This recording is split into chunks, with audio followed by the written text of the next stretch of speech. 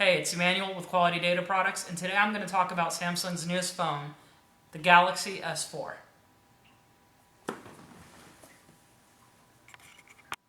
Okay, this is the short version of the review. I'm going to just touch on the great points about this phone.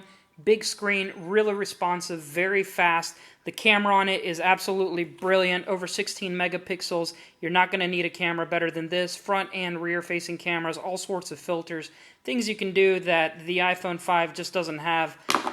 Great camera. You have something called gestures, air gestures, where if the phone's on a surface and you hover over it without having to touch it, you can easily bring it to life, get access to your email messages, battery life, time and date without touching the phone. Furthermore, you can preview a message, a text, or an email simply by hovering over it without ever even having to touch it, like so. Really cool features. The keyboard on it is pretty amazing. You can sit here and access not only keys but numbers without ever lifting your hand off the keyboard and having to hit a secondary button. Great thing about it, removable back, gives you access to a battery that can be interchanged if you're traveling, have multiple batteries. Huge plus. Another great thing about it is the fact that you do have a bigger screen. You can view movies on it, play games. Everything is just bigger, brighter, better, faster. Great phone. The LED on it for the flashlight is really bright. I mean, you can easily see, makes a cool sound too, that this is a little bit brighter than the iPhone 5, but it's still very bright, very good.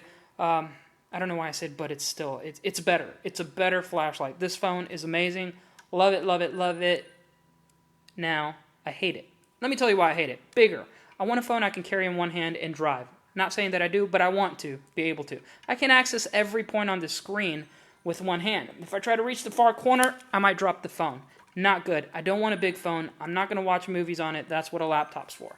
Another thing I can't stand about it is the operating system. It has so many menus and so many options. It took me a day or two to just figure out how to use it, and even then, it's just too customizable. I want minimalistic, simple, one button, get me to the point. I love you, Apple. Sorry, Samsung. Not going to be able to grow on me with that. Another thing I can't stand about is the fact that it's plastic. I mean, seriously, you're paying $600 for a phone. Make it aluminum. Make it brushed glass. I don't know. Do something cool. Make me feel like I'm buying a product that's worth its weight if I had to recycle it. I don't know. Just a thought.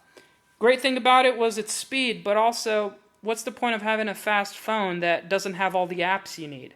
You have the Google Play Store right here, but it doesn't have every app. I can't use my Nike Fuel bracelet. I want to count my steps, my calorie. I want to look at the time and everything. This thing doesn't sync. Apple doesn't have a Nike Fuel app for this, and they don't plan on putting one. Oh, look at me. I'm almost at my goal. Anyways, the point is this. If you're not going to have the apps I need, you're useless to me. And furthermore, the apps that you do have that happen to be apps that I like and use, like let's say the Craigslist app right here, are very limited. You don't have access to all the cities. I don't know why I'm out of focus. Hopefully there. You can only do one city at a time, which is really inconvenient. On the Apple side, Apple version of the same exact app, you can do multiple cities. All these little things add up into a very unpleasant experience for me. I forced myself to use this phone for 10 days.